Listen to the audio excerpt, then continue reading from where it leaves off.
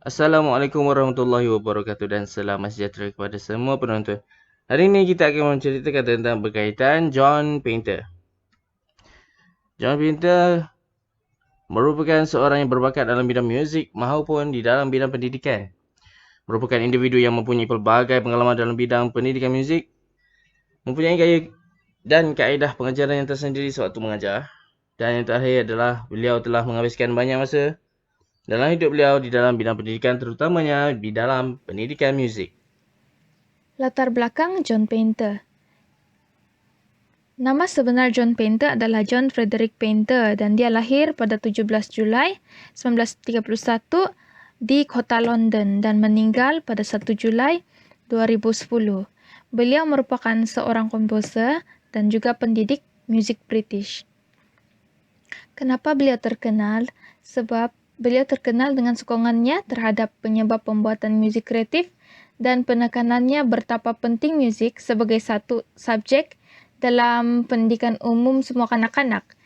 Beliau bekerja sebagai profesor di University of York dari tahun 1982 sehinggalah 1994. Dan setelah bersarah, beliau berkhidmat sebagai profesor emeritus. Keluarga beliau ni dia tidak mempunyai latar belakang muzik yang kuat, tetapi keluarga dia mendorong untuk dia belajar main piano. Dengan adanya bakat muzik dia, beliau menjadi pendidik di Emmanuel School di Battersea.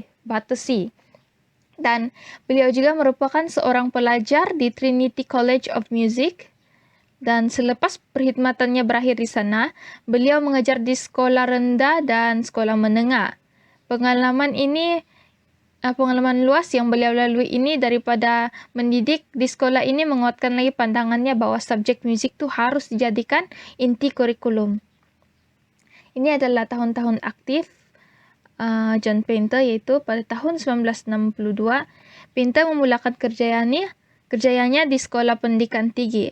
Beliau juga adalah pensyarah muzik di City of Liverpool CF Moore College of Education dari tahun 1962 sampailah 1965. Pada tahun 1965 sehingga 1969, beliau menjadi pensyarah utama di Bishop Author College di Chichester.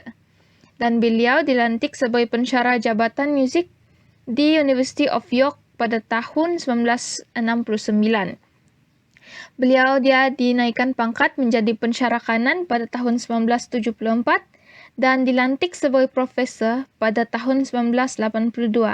Antara tahun 1973 dan 1982, beliau menjadi pengarah School Council Music Project dalam kurikulum sekolah menengah.